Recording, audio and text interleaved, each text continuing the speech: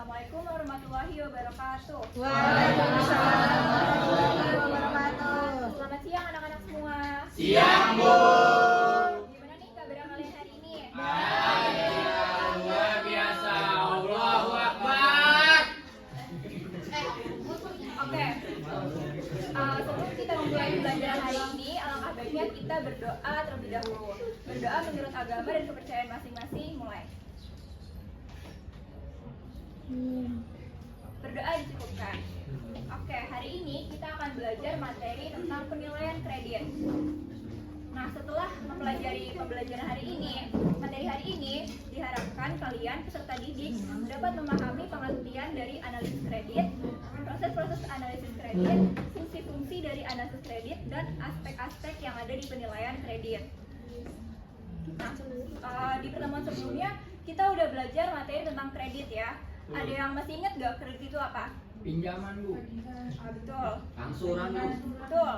Oke, gue jelasin. Jadi kredit itu adalah suatu transaksi keuangan di mana ada pihak pemberi pinjaman atau kreditur ini memberikan sejumlah uang kepada pihak penerima pinjaman atau yang disebut dengan debitur dengan syarat ada pengembalian dana pokok dan bunganya dalam jangka waktu tertentu. Jadi contohnya itu seperti ada suatu perusahaan ini meminjam uang ke bank karena sedang membutuhkan tambahan modal untuk menjalankan usahanya. Nah, perusahaan ini, bank ini disebut dengan kreditur, dan perusahaan ini disebut dengan debitur atau yang biasa kita kenal itu nasabah. Nah, dengan syarat perusahaan ini dapat mengembalikan sejumlah dana yang dipinjamkan serta bunganya dalam jangka waktu yang telah mereka sepakati. Oke, sampai sini bisa dipahami? Paham. Oke, sebelum bank melakukan pinjaman kepada nasabahnya, bank ini perlu melakukan yang namanya analisis kredit. Nah, apa sih analisis kredit itu? Jadi, analisis kredit itu adalah proses penilaian kemampuan dan kelayakan seseorang atau entitas perusahaan dalam memenuhi kewajiban pembayaran utangnya. Tujuan dilakukannya analisis kredit ini adalah untuk mengevaluasi kemampuan calon nasabah untuk membayar kembali pinjaman dengan tepat waktu dan tanpa menimbulkan risiko gagal bayar yang nantinya akan merugikan bagi pihak bank atau lembaga keuangan lainnya. Oke, yang melakukan analisis kredit dalam suatu lembaga keuangan itu namanya credit analyst atau analis kredit. Dia ini bertanggung jawab untuk menilai kemampuan peminjam untuk membayar kembali pinjaman sesuai dengan jadwal dan dengan bunga yang telah disepakati. Nah, analis kredit ini punya 5 tugas pokok yang mereka lakukan. Yang pertama itu menganalisis laporan keuangan. Jadi analis kredit ini harus bisa menganalisis laporan keuangan agar bisa menilai kondisi kesehatan laporan keuangan calon nasabah dan mengetahui kemampuan calon nasabah dalam membayar utangnya. Kemudian yang kedua ada mengevaluasi risiko. Jadi analis kredit ini juga harus dapat bisa mengevaluasi risiko yang terkait dengan pemberian kredit, seperti risiko kredit, risiko pasar, dan risiko operasional. Kemudian yang ketiga menentukan jumlah pinjaman yang sesuai. Jadi setelah analis kredit ini melakukan analisis laporan keuangan dan evaluasi risiko, analis kredit ini juga menentukan jumlah pinjaman yang sesuai dengan kondisi finansial si calon nasabah. Jangan sampai pinjaman yang diberikan kepada calon nasabah ini terlalu besar yang nantinya akan memberatkan si calon nasabah ini dalam membayar cicilan kreditnya gitu. Kemudian yang keempat ada menyusun laporan kredit. Nah, laporan kredit ini berisi hasil-hasil evaluasi yang telah dilakukan sebelumnya. Nah, laporan kredit ini digunakan oleh pimpinan bank dalam membuat keputusan di akhir. Kemudian yang kelima, melakukan pemantauan. Nah, setelah bank memberikan pinjaman ke nasabah, analis kredit ini juga melakukan pemantauan terhadap laporan keuangan si nasabah untuk menghindari adanya risiko gagal bayar yang akan merugikan pihak bank atau lembaga keuangan lainnya. Nah, selanjutnya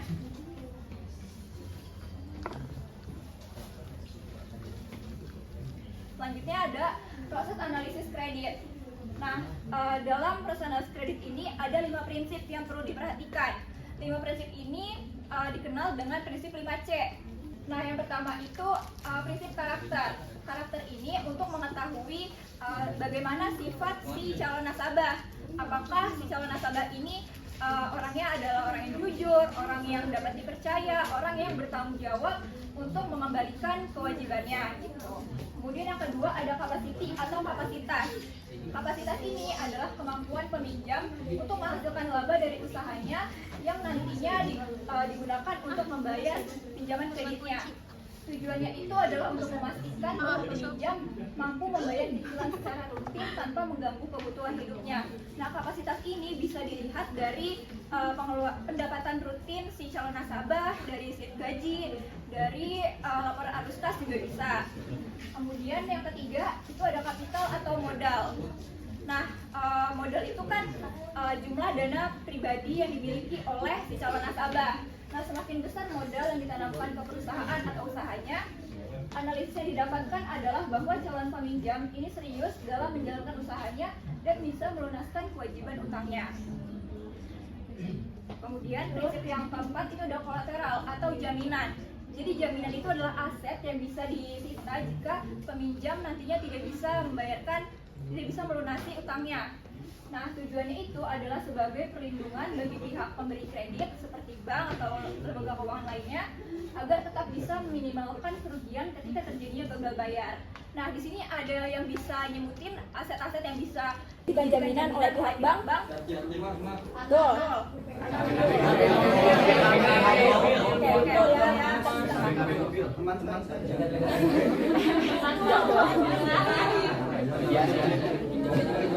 Oke, prinsip yang terakhir ini ada condition atau kondisi. Itu adalah bagaimana kondisi ekonomi, politik, sosial, budaya yang mempengaruhi keadaan perekonomian saat pengajuan kredit. Hal ini itu untuk mengevaluasi prospek dan stabilitas bisnis peminjam. Misalnya itu jika ada bisnis kuliner yang sedang diminati oleh banyak orang. Nah, ketika pengajuan kredit dilakukan oleh salah satu bisnis dalam bidang makanan ini itu memiliki prospek yang lebih bagus dianggapnya gitu. Oke, selanjutnya ada fungsi analisis kredit. Yang pertama itu ada sebagai dasar bagi bank dalam menentukan suku bunga pinjaman dan jaminan yang harus dipenuhi oleh pelanggan. Kemudian sarana untuk pengendalian risiko yang akan dihadapi bank. Kemudian persyaratan dan fasilitas kredit untuk struktur jumlah kredit, periode kredit, tujuan kredit dan sebagainya. Kemudian sebagai pertimbangan bagi pemimpin atau direktur bank dalam proses pengambilan keputusan. Nah, ini seperti yang tadi sudah dijelaskan dalam tugas pokok analis kredit. Pemimpin atau direktur bank ini melihat laporan kredit yang tadi sudah dibuat oleh analis kredit. Kemudian yang terakhir ada sebagai alat informasi yang diperlukan untuk evaluasi kredit. Nah, selanjutnya ada aspek penilaian analisis kredit. Di sini ada 7 aspek penilaian. Yang pertama ada aspek hukum atau yuridis. Tujuan dari analisis ini adalah untuk menilai keaslian dan keabsahan dokumen yang diajukan oleh pemohon kredit. Nah, jangan sampai ada dokumen palsu yang diajukan oleh pemohon kredit agar tidak menimbulkan masalah yang tidak diinginkan nantinya. Kemudian yang kedua ada aspek pemasaran. Nah, dalam aspek ini dinilai besar kecilnya permintaan terhadap produk yang dihasilkan dan strategi pemasaran yang dilakukan oleh perusahaan, sehingga nantinya akan diketahui bisnis ini memiliki prospek yang bagus atau tidak di masa ini maupun di masa mendatang. Kemudian yang ketiga ada aspek keuangan. Nah, analisa aspek ini sangat menentukan jumlah dari kebutuhan usaha dan menilai kemampuan berkembangnya usaha di masa depan, serta untuk menilai kemampuan perusahaan dalam membayar kredit. Nah, yang keempat ada aspek teknis. Tujuan utama analis ini adalah untuk mengamati perusahaan dari segi fisik serta lingkungan agar perusahaan tersebut sehat dan mampu bersaing di pasar. Nah, yang diamati dari aspek ini adalah misalnya seperti infrastruktur, sistem manajemen, teknologi yang digunakan, atau operasional yang ada di perusahaan gitu. Kemudian yang lima ada aspek manajemen. Nah, aspek ini digunakan untuk menilai struktur organisasi perusahaan, sumber daya manusia yang dimiliki, serta latar belakang pendidikan dan pengalaman sumber daya manusianya. Yang keenam, ada aspek sosial ekonomi. Nah, aspek ini menilai dampak sosial ekonomi dari pinjaman terhadap lingkungan sekitar dan masyarakat yang terlibat. Faktor-faktor ini termasuk keberlanjutan sosial, dampak sosial positif atau negatif, dan kontribusi terhadap pembangunan ekonomi lokal. Nah, yang terakhir ada aspek AMDAL atau analisis mengenai dampak lingkungan. Jadi yang dianalisis dalam aspek ini adalah terhadap lingkungan, baik darat, laut, udara, termasuk juga kesehatan manusia. Nah, aspek ini dilakukan secara mendalam agar usaha yang dijalankan tidak menimbulkan pencemaran lingkungan. Oke, selanjutnya. Nah, sekarang masuk ke sesi ice breaking. Let's go. Oke, di sini ada link quiz yang nantinya akan kita kerjakan bareng-bareng. Tapi sebelumnya Ibu mau ice breaking dulu agar merelaksasi otak kita gitu. Jadi punya itu angka dan kata. Belum pada tahu kan semuanya? Iya, angka dan kata. Jadi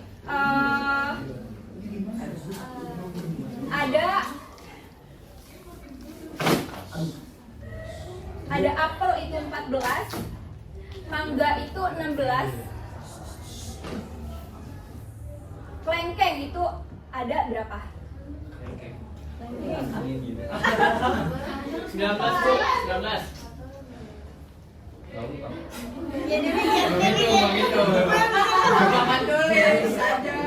Dipapan tulis aja. 21 ke 110. Ada 110.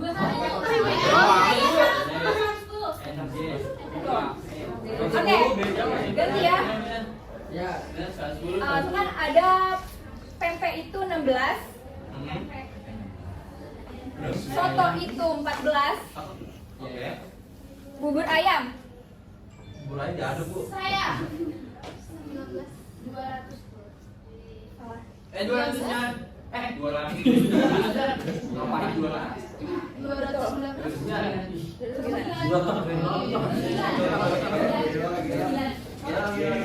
Oke, udah pada tahu ini gimana? Gimana? Jelasin dikit Kak. Tadi katanya kan ada 2. Terus 9 itu dapat dari gabungan bubur sama Tuh. Itu udah jelas tuh ya. Oke. Udah pada relax semua otaknya? Serius?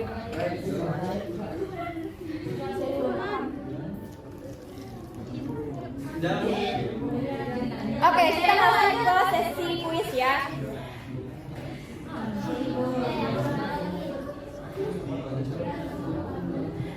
Nah, ini namanya alphabet game. Nanti ada 5 soal yang bisa kita jawab bareng-bareng.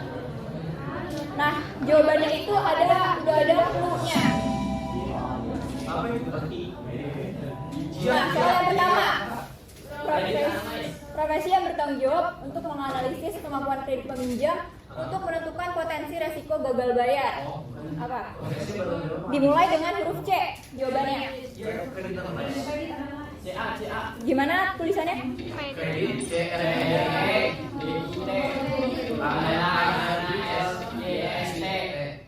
Coba ya, cek ya. Nah, soal yang kedua, boleh tolong dibacain. Ada volunteer yang mau bacain soalnya? saya. Boleh, Kak. Salah satu aspek penilaian kredit yang bertujuan untuk menilai keaslian dan keabsahan dokumen yang diajukan oleh pemohon kredit. Oke, ada yang tahu jawabannya? Dimulai dari huruf H. H. Salah satu aspek. Betul, aspek hukum. Aspek hukum atau yuridis ya.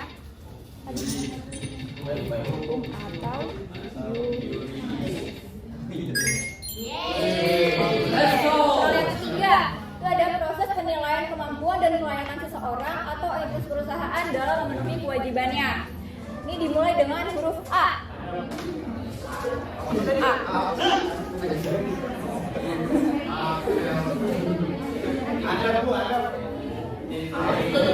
Apa? Analisis. Oke, betul, analisis kredit.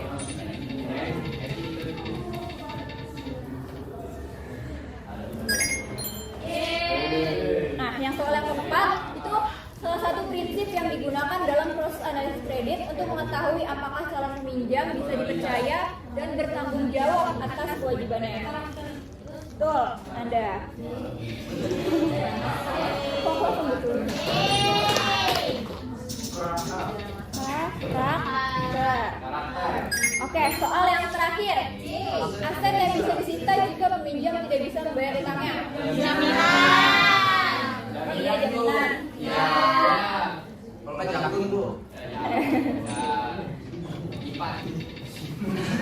Cek ya.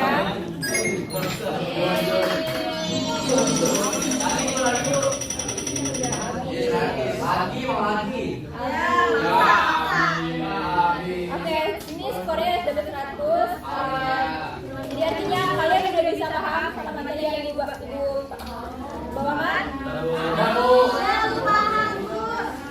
Oke, alhamdulillah. Kok gini?